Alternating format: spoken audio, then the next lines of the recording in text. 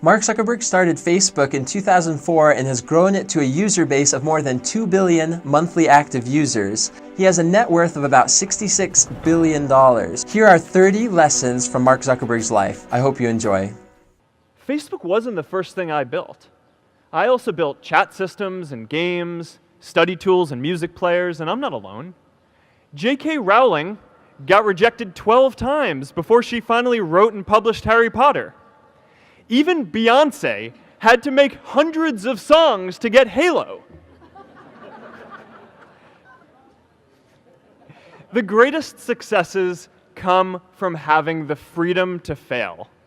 Like, all reasons suggest that we shouldn't have been able to do it, right? Because all these other companies had way more engineering power and servers and time and money and all this stuff. And I actually think that this is a pretty instructive thing for anything that you want to go do, because this is the same property is going to be true for anything that you guys start, is that someone else is going to have more resources and be able to do it.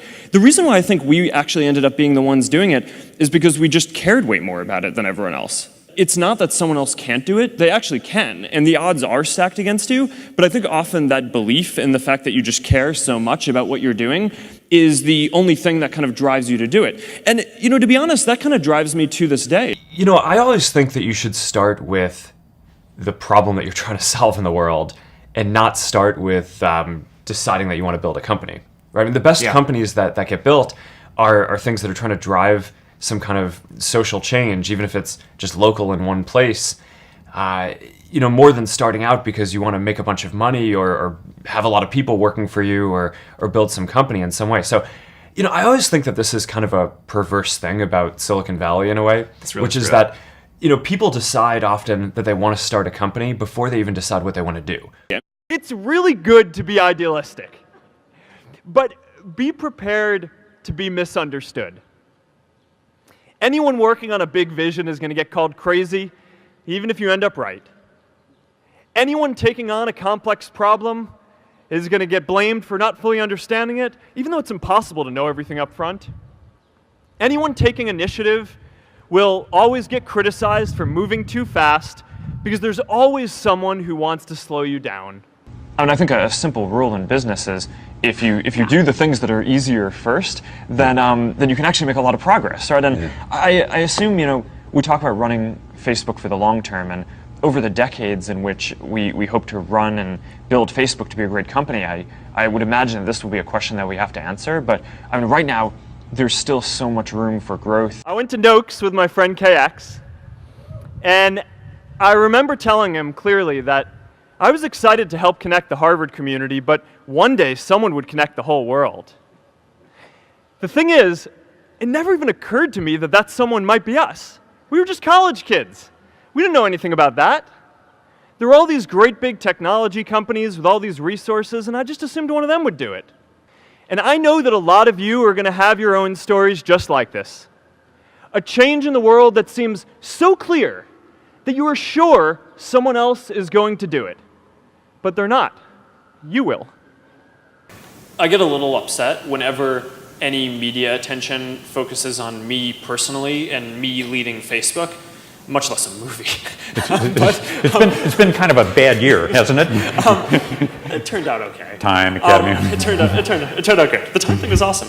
That was really flattering. But I think that it's one of these things that the media systematically gets wrong, is that this idea that it's a person, right? It's never a person, right? It's always a team. And the most important thing if you are an entrepreneur trying to build something is you need to build a really good team. And that's what I spend a lot of my time on, right? I mean, I spend probably at least 3 hours a day with our core team, right, and doing things. I spend probably 25% of my time recruiting, finding good people. You also have to create a sense of purpose for others. And I found that out the hard way. You see, my hope was never to build a company. I wanted to have an impact. And as all these people started joining us, I just assumed that that's what they wanted to do too. So I never took the time to explain what it was that I hoped we'd build. A couple years in, some big companies wanted to buy us. I didn't want to sell. I wanted to see if we could connect more people. And we were building the first version of Newsfeed at the time, and I thought, if we could just launch this, It could change how we all learn about the world. Nearly everyone else wanted to sell. I believed in what we were doing, but I felt alone. And worse, it was my fault. I wondered if I was just wrong, an imposter, a 22-year-old kid who had no idea how things actually worked. Now, years later, I understand that is how things work when there's no sense of higher purpose. So it's up to all of us to create it so we can all keep moving forward together. I literally coded Facebook in my dorm room and launched it from my dorm room. I rented a server for $85 a month, and I funded it by putting an ad on the side, and we funded it ever since by putting ads on the side. Right. And but literally just starting small and growing it. When you're starting something, it's just kind of hard. You need to be pretty headstrong about it, right? And there are going to be all these challenges that come up, and I think the main thing that you need to do is just not give up, right? And kind of know what you want to do. If you just focus on kind of powering through no matter what the challenges are that will inevitably come up in your path, then you'll find that there are lots of tools that are available and a lot of people who will help you build what you're building. So many things go wrong when you're starting a company, and often I think people ask, what mistakes should you avoid making? And my answer to that question is don't even bother trying to avoid mistakes because you're going to make tons of mistakes, right? And the important thing is actually learning quickly from whatever mistakes you make and not giving up. We've had this tradition for, probably 7 or 8 years at the company where every week we have a Q&A where our employees can come and ask me any question that they want about what's going on and what the direction of the company is, or questions or things that they read about in the press, or that their friends who use the product, what they're asking them. And it's been this really important tradition for us. In a recent survey of millennials around the world, asking what most defines our identity, the most popular answer wasn't nationality, ethnicity, or religion. It was citizen of the world. That's a big deal. Every generation expands the circle of people we consider one of us. And in our generation, that now includes the whole world. We understand that the great arc of human history bends towards people coming together in ever greater numbers, from tribes to cities to nations, to achieve things that we could not on our own. We get that our greatest opportunities are now global.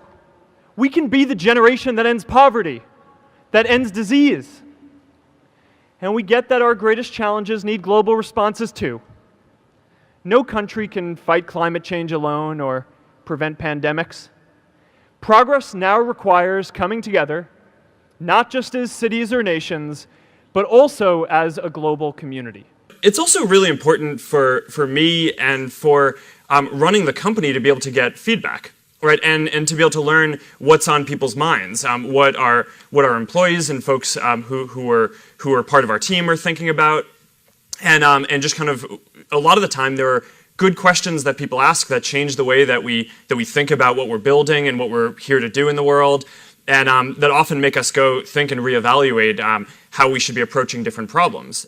You basically get what you spend your time doing, right? I mean, I want the company to build 3 products this year. I mean, we're going to work on a few others because people are interested in them, but those are the 3 things that I'm spending my product time on, right? You get what you put into it. If you spend a third of your time trying to make the people around you better through getting better people, mentoring, getting them to be better, getting the best people in your organization who you know into more impactful roles, then I think over time that just accrues and you get a better organization. A good team is a group of people that makes better decisions as a whole than would individually make as a sum of the parts. And I think most smart people like learning, right? And I mean, that's like one of the thrills of starting a company, right? Is the learning curve can be so steep.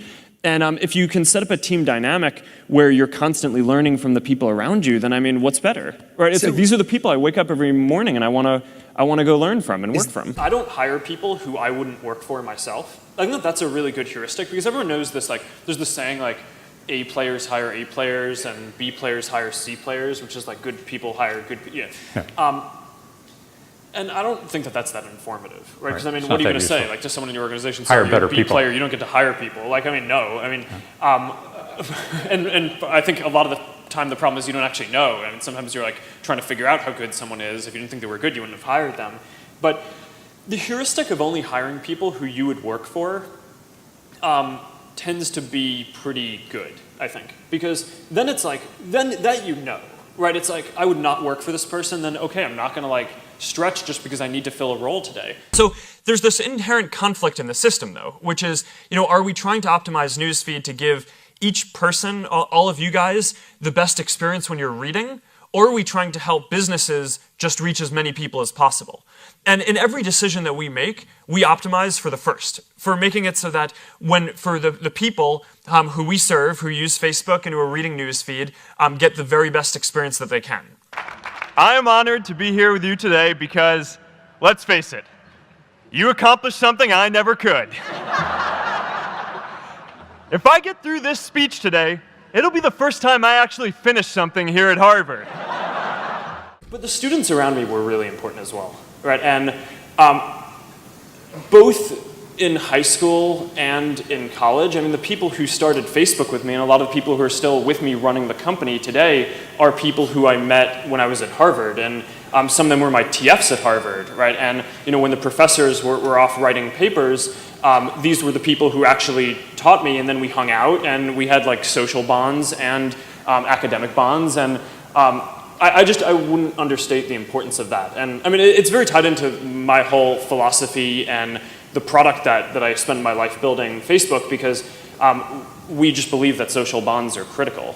I think the key is building a company which is focused on learning as quickly as possible. Right? Companies are learning organisms. And you can make decisions that either make it so that you learn faster or you learn slower. And in a lot of ways, building a company is like following the scientific method, right? You try a bunch of different hypotheses, and if you set up the experiments well, then you kind of learn what to do. Experiments and putting the power in people's hands to try all these different things, you can imagine we just make so much more progress than we could if every change had to be approved by me, right? Or every idea had to come from management. So I do think that there's something very deep about building this learning culture and moving quickly towards that just helps you get ahead over time. Hey everyone. Yesterday, Governor Chris Christie challenged me to the ALS Ice Bucket Challenge. Governor, I accept your challenge. And after I dump this bucket of ice on my head, I get to nominate 3 new people to challenge. So I'm going to challenge Bill Gates, my partner at Facebook, Sheryl Sandberg, and Netflix's founder and CEO, Reed Hastings, to do this within the next 24 hours. So you have 24 hours to do this, or you have to donate $100. All right, here we go.